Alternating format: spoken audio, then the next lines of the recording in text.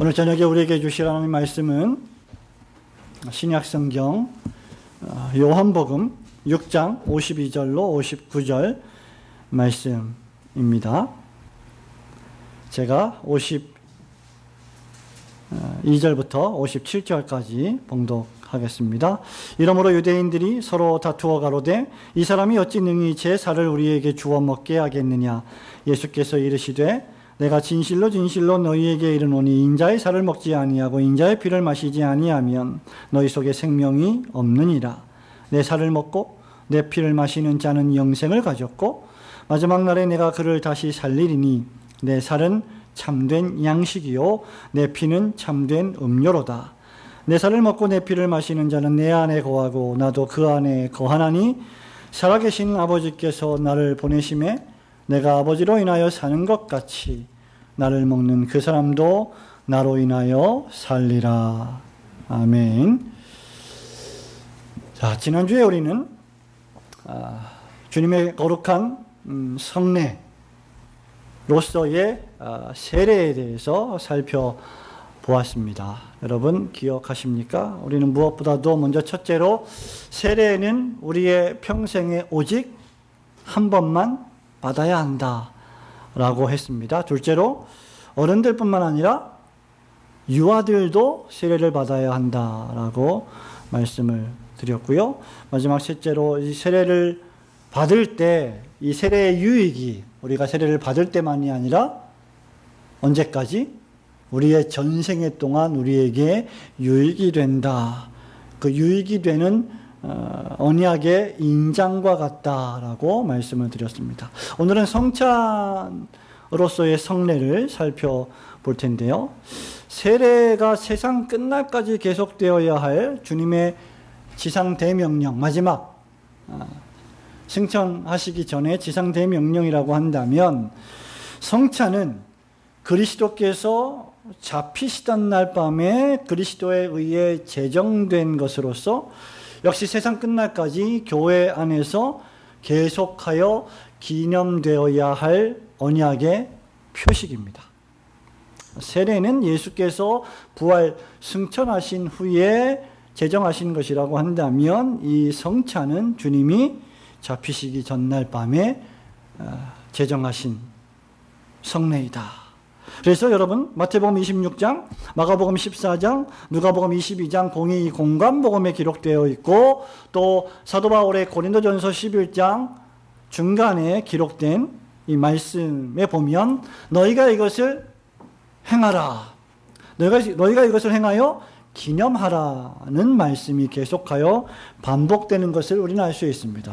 그러므로 말미암아 이 성찬이 단회적인 사건 또는 단회적 한 번만 우리가 기념해야 될 것이 아니라 계속 반복적으로 베풀어져야 할 것을 분명히 하셨습니다. 세례는 한 번만 베풀어져야 한다면 성찬은 한 번이 아니라 끊임없이 계속 반복되어야 한다는 것이죠. 웨스트민스터, 우리 장로교 신앙고백의 근간이 되는 웨스트민스터 신앙고백서 제29장 1항에 보면 성찬을 집례하는 목적을 설명하고 있습니다. 대략 6, 7가지의 목적인데요. 성찬은 주님의 희생을 영원토록 기념하고 그것이 주는 모든 은혜들을 참 신자들에게 보증하고 그 안에서 영적인 양식을 먹고 성장하게 하고 그에게 마땅히 바쳐야 하는 의무들을 충성스럽게 이행하게 하며 더불어 그리스도의 몸된 지체들로서의 상호간에 가지는 교통에 매는 줄과 보증이 되게 하는 데 있다. 예수님의 죽음, 예수님의 희생의 죽음을 영원토록 기념하면서 그 유익을 우리에게 보장시켜주고 그 안에서 우리는 영적인 양식을 먹고 계속 성장하게 되고 그로 말미암아 봉사할 수 있는 주님의 명령에 순종할 수 있는 힘을 얻게 되고 그 결과 성도들 간의 형제자매가 서로 연합하여 하나가 되는 강력한 힘을 제공해 주는 것이 성찬의 목적이라는 것입니다. 이로 볼 때 성찬은 우리가 1년에 4차례 또는 몇 차례 또는 12번 그저 그렇게 치르는 종교적인 의식만이 아니라 실제적인 효력을 또는 힘을 불러일으키는 은혜의 방편이 됩니다. 자, 오늘 주의 만찬의 성례에 대해서 세 가지를 생각해 봅니다. 첫 번째로 이 주의 만찬의 성례, 다시 말하면 성찬이라고 하는 성례는 하나님의 가족으로서의 교회를 양육하고 유지하는 방편입니다. 자, 52절, 53절 함께 읽어볼까요? 이러므로 시작. 이러므로 유대인들이 서로 다투어 가로되 이 사람이 어찌 능히 제사를 우리에게 주어 먹게 하겠느냐. 예수께서 이르시되 내가 진실로 진실로 너희에게 이르노니 인자의 살을 먹지 아니하고 인자의 피를 마시지 아니하면 너희 속에 생명이 없느니라. 아멘. 여러분 가지고 계시는 벨직 신앙고백서 35장 1번 문장도 한번 같이 읽어보겠습니다. 우리는 시작. 우리는 우리 구주 예수 그리스도께서 이미 중생시키시고 당신의 가족 곧 당신의 교회로 받아들이신 자들을 양육하시고 유지하시기 위해 성만찬의 성례를 제정하셨다는 것을 믿고 고백합니다. 새로 태어난 자들은 이중적 생명을 가집니다. 하나는 육체적이고 일시적인 생명인데 이 생명은 그들의 첫 번째 탄생으로 받고 모든 사람들에게 공통적인 것입니다. 다른 하나는 영적이고 천상적인 생명인데 이 생명은 그들의 두 번째 탄생에서 그들에게 주어진 것이고 그리스도의 몸의 교제에서 복음의 말씀으로 이루어집니다. 이 생명은 모든 사람들에게 공통적인 것이 아니라 하나님의 택하신 자들에게만 해당됩니다. 자, 주의 만찬으로서의 이 성찬은 본질적으로 예수 그리스도를 믿는 신자를 위한 예식입니다. 이것은 성찬식이 거행될 때 오직 하나님의 자녀들, 또 교회 안에 있다고 할지라도 구원의 확신을 가지지 않고 세례를 받지 않은 자들에게는 베풀지 않는, 즉 구원의 확신을 가지고 있고 중생체험을 했으며 그 결과 교회의 세례로 그것을 확증받은 사람들에게만 베푸는 이유이기도 합니다. 오늘 본문에서 예수님은 52절에서 53절에서 이렇게 말하죠. 인자의 살을 먹지 않고 그 피를 마시지 않으면, 즉 성찬 예식에 이 주님이 제정하신 최후의 만찬에 참여해서 앞으로 계속하여 기념될 이 성찬 예식에 참여하는 자가 되지 않으면 그들 속에 뭐가 없다고요? 생명이 없다라고 단정적으로 말씀하십니다. 이 말은 세상에 있는 모든 사람들과 주님을 믿는 신자들을 완전히 구별시키고 분리시켜주는 말씀이 됩니다. 비록 세상의 모든 사람들이 생명을 가지고 있죠. 그 사람들 죽은 사람들이 아닙니다. 다 살아있습니다. 호흡하고 먹고 마시고 일하고 공부하고 놀고 움직이며 다닙니다. 생명을 가지고 있습니다. 다 생명을 가지고 움직이며 살아가고 있지만 세상의 모든 사람들이 그렇게 살고 있지만 예수님의 살과 피를 먹고 마시지 않으면 예수님이 뭐라고 말씀하십니까? 그 사람들은 생명이 있다 없다? 없다는 거예요. 살아가고 있는데 움직이고 있는데 왜 생명이 없다라고 말합니까? 여기서 우리는 주님이 말씀하신 생명이 무엇인지를 잘 알아야 합니다. 주님이 말씀하시는 생명은 바로 예수 그리스도를 믿고 자기 자신이 죄인임을 깨닫고 고백하고 자기 자신의 죄의 비참함과 그로 말미암아 하나님께서 쏟으시는 그 저주와 심판의 극심함이 얼마나 엄청난 것인지를 깨닫고 그로 말미암아 회개하고 예수님을 오직 한 분 구세주로만 믿고 우리를 구원하시는 메시아가 되심을 알고 받아들이며 그래서 주님을 영접하는 것, 그때 발생하는 것이 주님이 말씀하시는 생명이라는 것입니다. 다시 말하면 예수 그리스도를 참되게 믿지 않으면 살아있지만 살아있는 사람들이 아니라 엄밀한 의미에서 영적으로는 죽은 사람들이다라는 것이 주님의 평가입니다. 그런 의미에서 우리 신자들은 몇 가지 생명을 가지고 있느냐? 두 가지 또는 이중적 생명을 가진 사람들이다라고 신앙고백서가 말하고 있는 거죠. 세상의 모든 사람들은 일단 하나의 생명을 가지고 있습니다. 그들이 예수를 믿기 전까지는. 그리고 믿지 않으면 그들은 영원히 저주를 받아 죽습니다. 자, 저와 여러분은 육신적으로 한 번 출생하죠. 이는 세상 모든 사람들과 동일하게 마찬가지입니다. 예수 믿는 사람도 어머니의 태 속에서 잉태되어서 한 번 응애응애하고 태어나고, 예수를 안 믿는 사람들도 한 번 태어납니다. 그런데 저와 여러분은 예수님을 믿을 때, 즉 복음의 말씀을 통하여, 그것이 내 친구가 나를 전도했든지 목사님의 설교를 들었든지 예배에 참석했든지 기도 가운데 역사가 되었든지 간에, 우리가 복음의 말씀을 통하여, 전도의 말씀을 통하여 중생함으로 다시 한번 새로운 생명으로 출생하게 됩니다. 이것을 신앙고백서는 어떤 출생이라고 말합니까? 영적인 출생, 천상적인 출생이라고 부릅니다. 그러니까 신자는 이중적인 출생 증명서를 가집니다. 하나는 세상에서의 출생이며 다른 하나는 영적 출생입니다.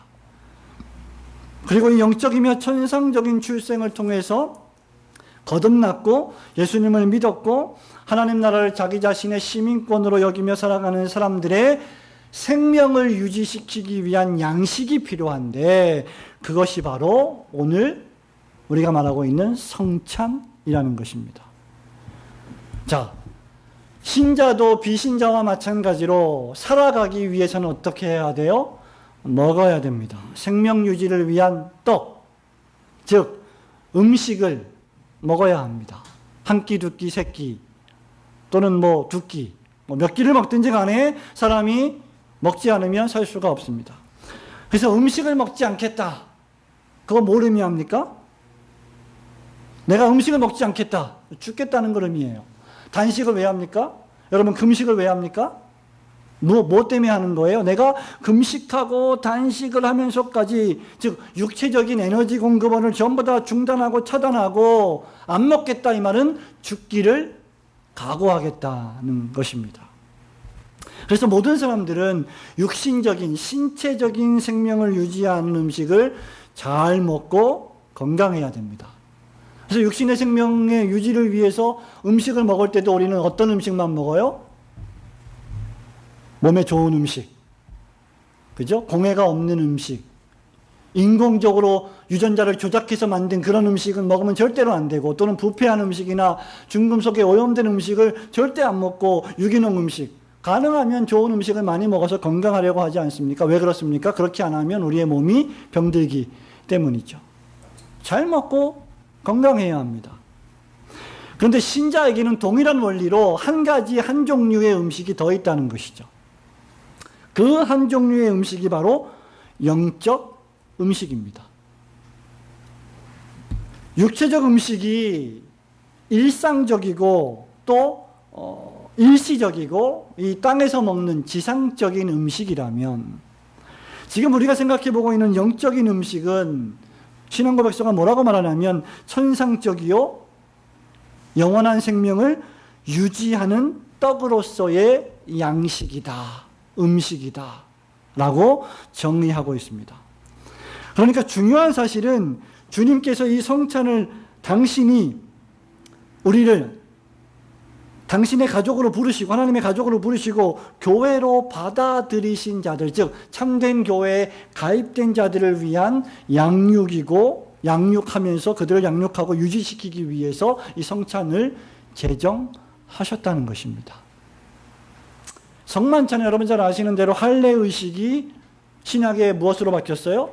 세례의식으로 바뀌었죠. 마찬가지로 이 성찬식 역시 구약의 속죄를 상징하는, 구원을 상징하는 유월절 만찬이 신약에 주님이 제정하신 성찬 예식으로 대체된 언약적인 의식입니다. 언약적 식사예요.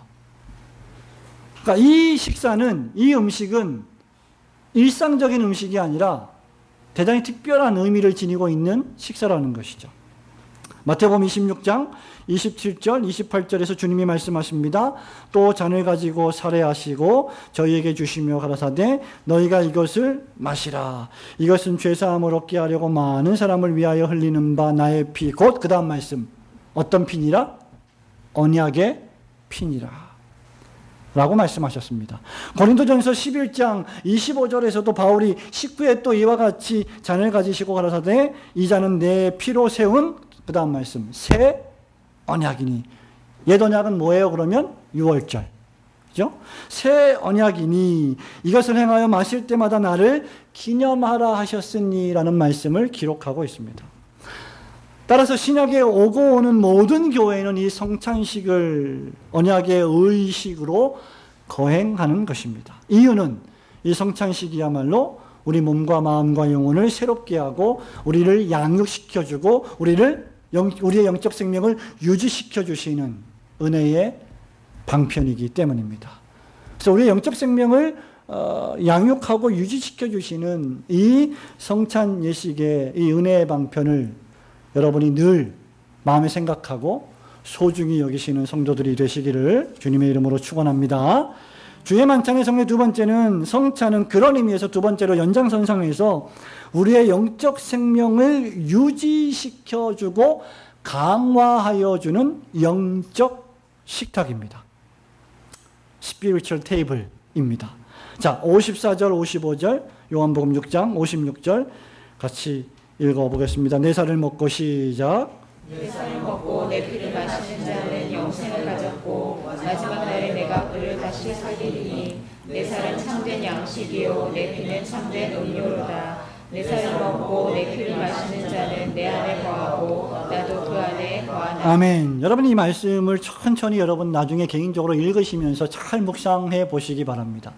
신약성경 전체에서 지금 예수님이 하시는 이 어마어마한 하늘로서 내려오신 산떡으로서의 당신을 묘사하는 이 복음의 말씀이 우리가 교회 생활을 하면서 사회생활을 하면서 얼마나 엄청난 의미를 담고 있는 말씀인가를 잘 생각해 보시기를 바랍니다. 신앙고백서 35장 2번 문장도 우리 같이 읽어볼까요? 신자들이 시작.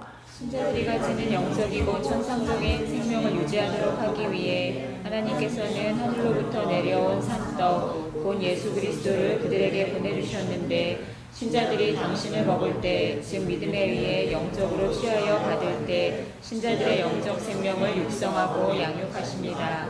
그러나 우리가 먹는 방식은 입으로 먹는 것이 아니라 믿음에 의해서 영적으로 먹는 것입니다. 이 잔치는 그리스도께서 우리를 당신의 모든 은덕들과 함께 당신 자신을 받은 참여자가 되게 하시고 당신 자신과 그 고난의 죽음의 공로를 즐기도록 우리에게 은혜를 베푸시는 영적 식탁입니다. 예, 그 제일 마지막 문장에 이 성찬을 뭐라고 정리하고 있느냐? 당신 자신과 그 고난의 죽음의 공로를 그 다음 즐기도록 우리에게 은혜를 베푸시는 뭐라고요?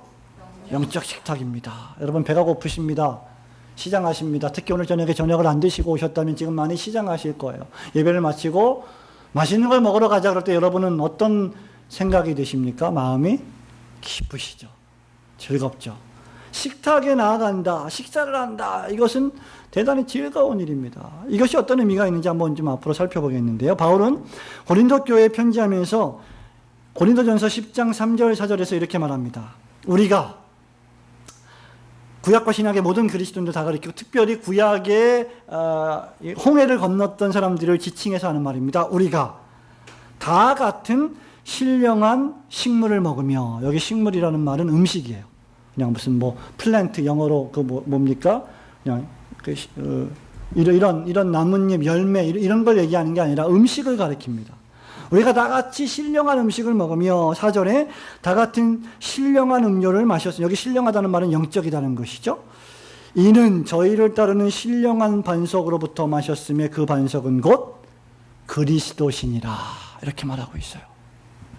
그러니까 구약 시대에 광야를 통과하고 홍해를 건너서 광야를 통과하면서 신령한 음식을 먹고 신령한 음료를 마셨다. 이 모든 즉 만나와 메추라기 이를 포함한 또 반석에서 흘러나오는 그 생명수 이런 모든 것들은 결국 누구를 상징하고 예표하고 있느냐? 신약에 오실 그리스도를 상징하고 예표하고 있다는 것이죠.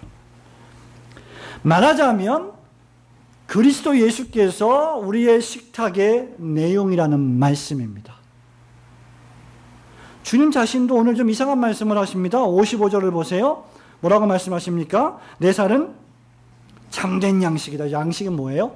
음식이에요. 내 피는 참된 음료로다. 이렇게 말씀하고 있습니다.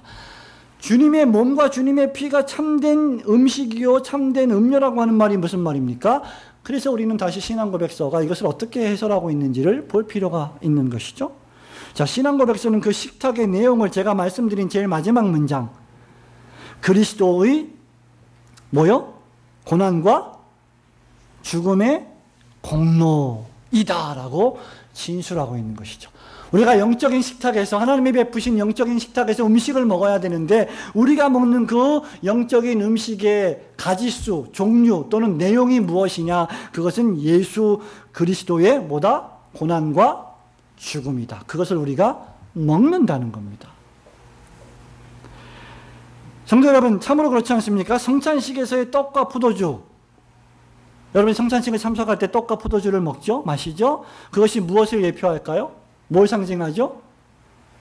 예수님의 십자가에서 찢기우신 살과 흘리신 피를 상징하고 있습니다. 다시 말하면 그리스도의 고난과 죽음을 상징한다는 것이죠. 그러면 우리는 주님의 떡과 주님의 잔인 떡과 포도주, 몸과 살, 떡과 포도주, 이거를 먹고 마실 때 뭘 먹고 마시는 거예요? 예수님의 고난과 죽음이라고 하는 공로를 먹고 마신다는 의미가 된다는 것이죠. 그렇다고 하면 우리는 이 영적인 식탁을, 즉 그리스도의 살과 피를 어떻게 마시나요? 물론 우리의 손으로 집어서 우리의 입 안에 떡과 포도주를 넣어서 씹고 마시고 목으로 넘깁니다. 그러나 그것이 상징하고 예표하는 것은 그리스도의 고난과 죽음입니다. 그러니 우리가 떡과 포도주를 씹어서 먹고 마시기는 하지만 그리스도의 고난과 죽음을 씹고 마시지는 않지 않습니까? 그것을 어떻게 마시느냐? 우리는 어떻게 먹느냐? 우리는 그것을 믿음으로 먹는다는 것입니다. 저와 여러분이 밥을 먹을 때, 식사를 할 때, 음식을 먹을 때 우리는 주로 수저와 저번이라고 하는 도구를 사용합니다.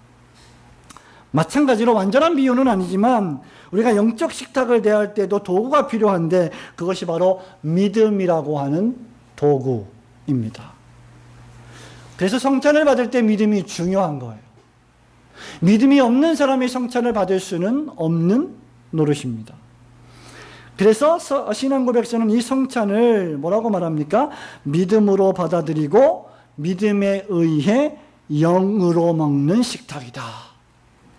믿음으로 받아들이고 믿음에 의하여 영으로 먹는다는 말입니다. 성도 여러분, 우리가 음식을 먹지 않거나 또는 제대로 먹었어도 제대로 소화하지 않으면, 또 그 음식의 내용이 무엇인지 분별하지 못하고 마구잡이로 먹으면 그 음식은 우리 몸을 탈나게, 병나게 만들어버립니다. 또 잘 먹지 못하면 우리 육체가 에너지를 공급받지 못하기 때문에 쇠약해집니다. 그래서 우리 육신이 건강하지 못하면 예배를 드리기도 힘들고 기도 생활하기도 힘들고 봉사하기도 힘들어요. 그래서 우리는 하나님께 봉사하고 하나님의 거룩한 나라와 주님의 몸된 교회를 위해서 일하기 위해서라도 우리는 건강한 몸을 유지할 필요가 있습니다.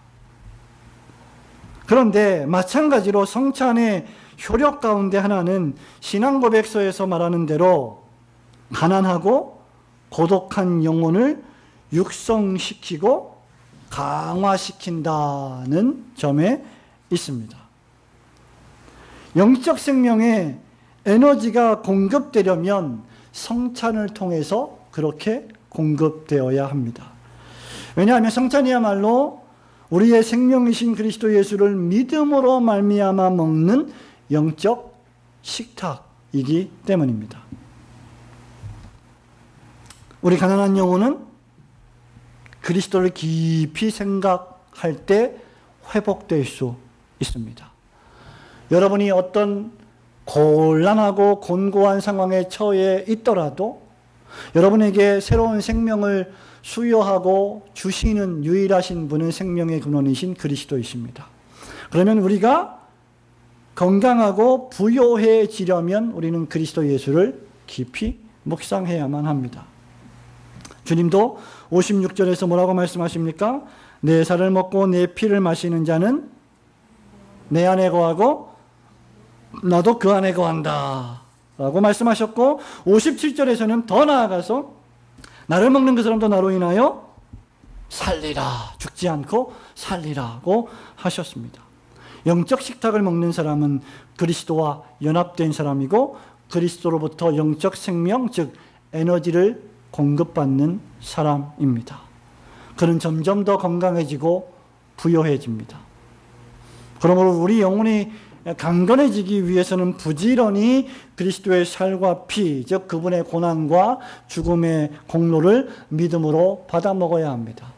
특별히 성찬 예식이 집례되는 주일을 귀하게 생각하고 일주일 전부터 그것을 마음으로 영으로 준비하며 기도하며 그 영적 식탁에 참석해야 할 것이고, 평상시 여러분들이 매일매일 식사할 때조차라도 또 교인들끼리 모여서 함께 주일날마다 나누는 애찬, 그 식탁을 통해서라도 우리는 주님의 고난과 죽음을 생각하며 애찬을 나눌 수 있어야 할 것입니다.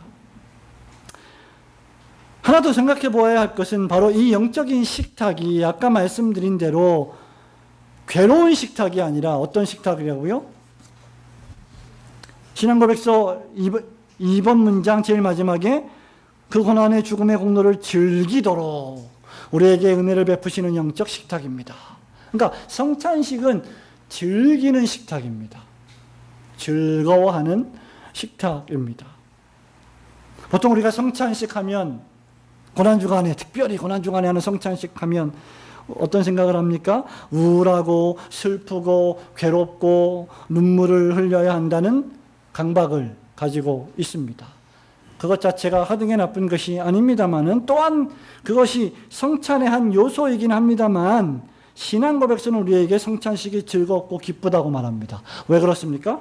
성찬을 통하여 믿음으로 말미암아 영적으로 우리가 그리스도의 고난과 죽음을 받아 먹을 때 우리의 모든 죄는 그리스도에게 전가되고 그리스도의 모든 의의 공로는, 십자가 공로는 우리의 것이 되기 때문에 우리는 죄사함을 받고 의인이라고 하는 것을 다시 한번 영적으로 상기하는 놀라운 은총의 방편이기 때문에 감사하고 즐거운 것입니다. 그래서 성찬을 즐거워해야 한다라고 말한 것입니다.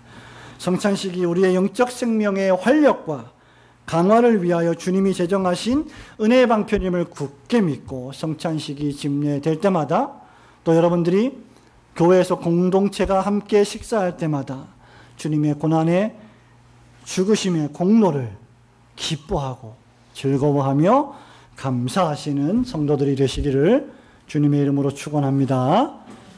주의 만찬의 성례 마지막 세 번째는, 그래서 이제 누구든지 이 성찬을 대할 때는 조심스럽게 자기를 살피고 이 식탁에 나아와야 합니다. 57절부터 59절, 57절, 58절 두 절만 읽어보겠습니다. 살아계신 시작. 살아계신 아버지께서 나를 보내심에 내가 아버지로 인하여 사는 것 같이 나를 먹는 그 사람도 나로 인하여 살리라. 이것은 하늘로서 내려온 떡이니 조상들이 먹고도 죽은 그것과 같지 아니하여 이 떡을 먹는 자는 영원히 살리라. 아멘. 가지고 계신 여러분 유인물 35장 3번 문장도 같이 읽겠습니다. 마지막으로 시작. 마지막으로 우리가 함께 주 그리스도의 죽음을 기념하고 우리의 믿음과 기독교 신앙을 고백할 때 겸손과 경외로 하나님의 백성의 모임에서 이 거룩한 성례를 받습니다. 그러므로 누구든지 조심스럽게 자기를 살피지 않고 이 식탁에 나오지 않아야 합니다. 그렇게 하지 않고 이 떡과 잔을 먹고 마신다면 이는 자기에게 주어지는 심판을 먹고 마시는 것입니다. 그러므로 우리는 사람들이 혼합해온 모든 성간의 것들과 가증한 고함물들을 신성 모독적인 것으로 거절합니다. 예. 지난주에도 그랬지만 이 벨직 신앙고백서 34장 35장 세례와 성찬, 주님의 성례로서의 세례와 성찬의 분량은, 진술된 분량은 상당히 많습니다. 지금 우리가 생각해 보고 있는 내용의 약 2배 이상 되는 내용입니다. 그러나 우리가 중요한 부분들을 좀 발췌해서 공부를 하고 있는데요. 여러분, 일단 이것은 성찬 예식을 대하는 마지막 문장들인데요. 성찬 예식을 대하는 우리의 자세와 태도에 대한 것입니다. 우선 신앙고백서는 우리가 성찬을 받을 때 겸손과 경외로 이 성례를 받는다라고 말합니다. 왜 그렇습니까? 주님의 고난과 죽으심의 공로를 받는 것이기 때문입니다. 우리가 이 은혜를 받을 자격이 도무지 없기 때문입니다. 그래서 겸손하게, 그래서 하나님을 경외하는 마음과 자세로 받아야 한다는 것입니다. 우리는 우리에게 주신 믿음과 신앙을 그래서 겸손과 경외함으로 감사하며 고백할 뿐입니다. 주님, 우리가 성찬 예식에 참여하는 사람으로 불러주신 것을 감사합니다. 하나님, 당신의 무한하신 은혜를 찬양합니다 라고 고백할 뿐이라는 것이죠. 그리고 나서 이 신앙 고백서는 우리에게 자신을 살피고 이 식탁에 나아오라, 이 영적인 식탁을 대할 때 자기 자신을 살피고 나아오라, 이렇게 말합니다. 자, 우리가 일반적으로 식사할 때 여러분들이 음식을 차려놓고 아이들한테 밥 먹으러 오라고 하면 뭐라고 얘기합니까? 어머니들은 손 씻었냐? 보통 그런 말 안 물어보십니까? 손도 안 씻고 막 놀다가 들어와서 갑자기 밥 먹으려 하면 여러분들은 분명히 손 씻고 와라, 이렇게 이야기를 하지요. 손을 씻는다는 것은 그 더러운 손으로 음식을 먹으면 오염될 수 있다라고 판단하기 때문이죠. 그러니까 우리가 일상에서 식사할 때는 우리 자신의 어떤 오염, 이런 것들을 생각하게 됩니다.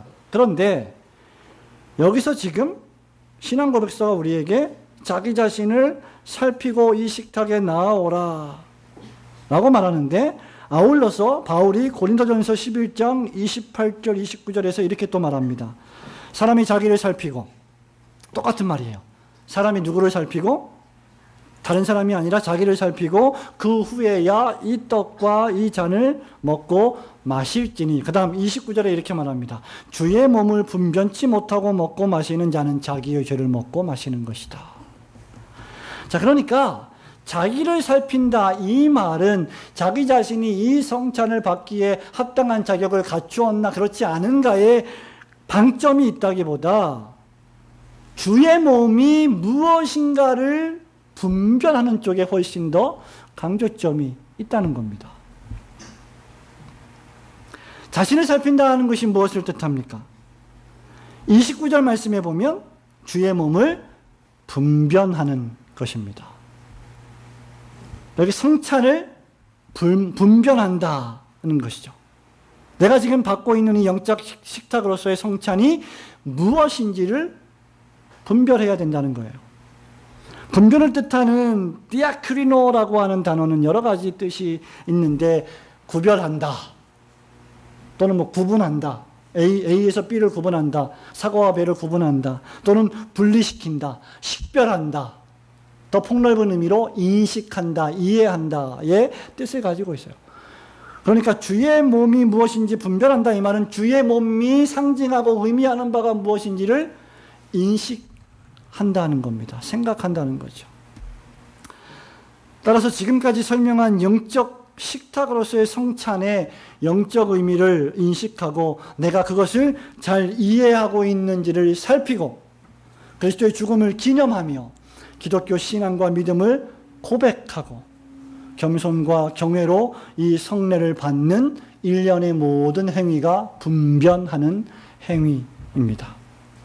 만일 이렇게 신중하게 우리가 우리 입으로 넣어서 먹고 마시는 떡과 포도주가 상징하고 예표하는 의미를 이해하지 못하고 먹고 마신다면, 아무 생각 없이 또는 그저 형식적으로 성찬에 참여한다면 그 사람은 그 성찬을 만홀히 여기는 것이고 하나님을 경솔히 대하는 것이며 지식 없이 성찬을 임하는 것이기 때문에 결국 자기 죄를 먹고 마시는 것이 된다라고 경고하는 것입니다. 왜냐하면 이 성찬이야말로 새로 거듭난 영적 생명을 지닌 사람들만이 참여하는 것이기 때문입니다. 따라서 분별하지 않고 먹고 마시는 행위는 나는 불신자입니다, 이거하고 똑같은 거예요. 저는 아무 생각 없이 그냥 먹고 마시겠습니다. 왜 잔이 조금밖에 없습니까? 좀 많이 주세요. 이런 식으로 성찬을 좀 소홀하게 경솔하게 대하는 것은 나는 이 영적 의미가 뭔지 모릅니다 라고 말하는 것과 다를 바가 없다는 것입니다. 우리 주님이 58절에서 이렇게 말씀하시죠. 조상들이 광야에서 먹은 떡과 이 떡을 비교합니다. 광야에서 만나를 먹은 조상들은 모두 죽었는데 이 떡을 먹는 자는 영원히 살 것이다. 이 말씀은 성찬의 중요성을 강조하고 있는 말씀입니다. 이런 의미에서 성찬은 마치 우리에게 영원한 생명을 상징하는 창세기 3장의 생명나무와도 같습니다.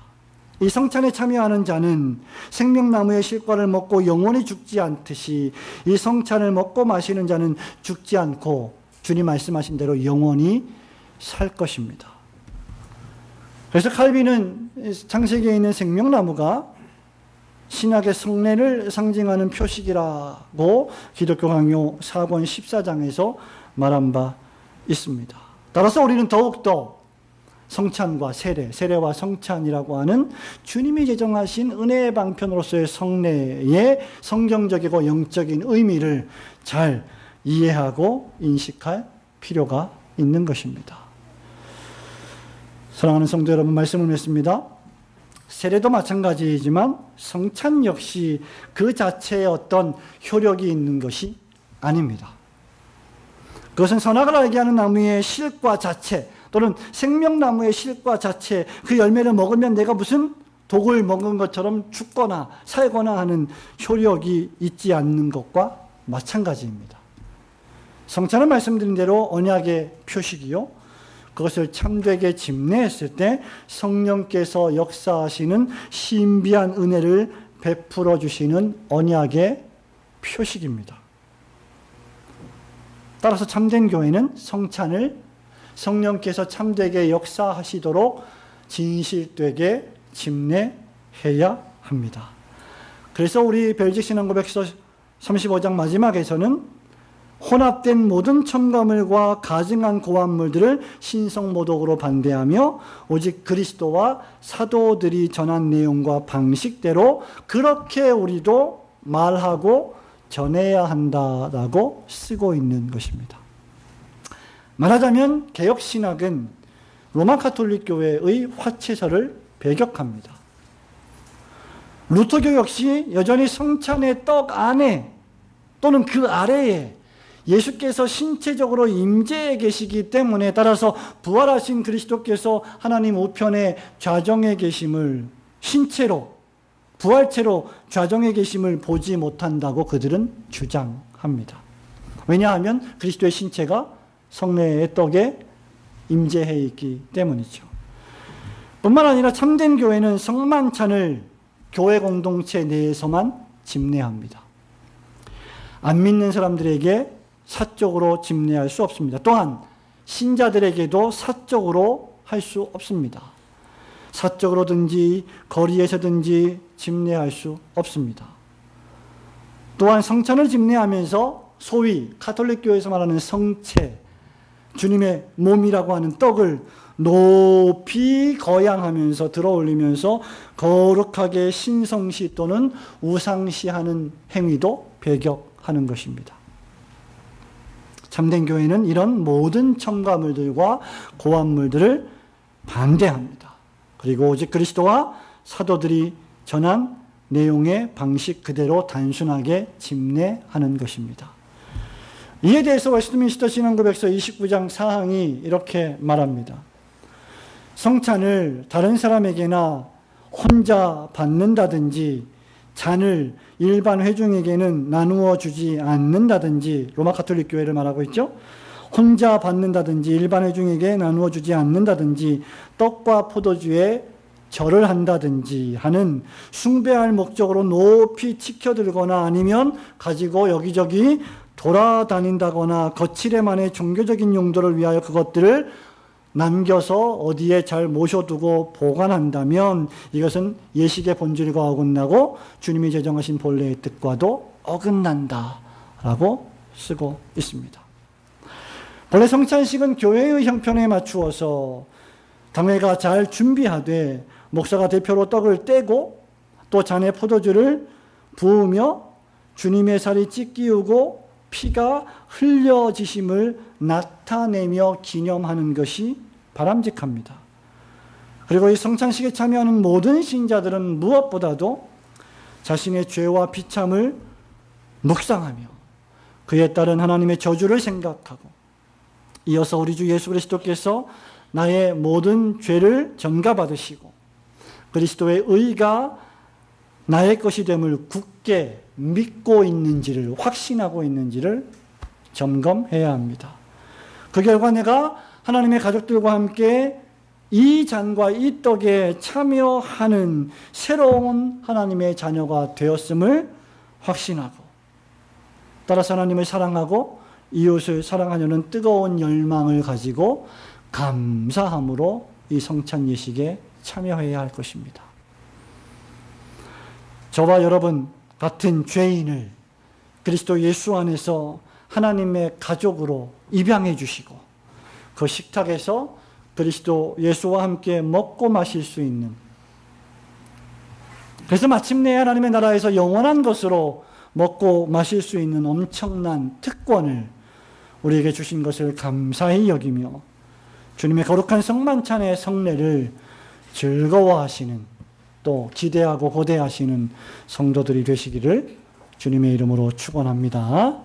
아멘.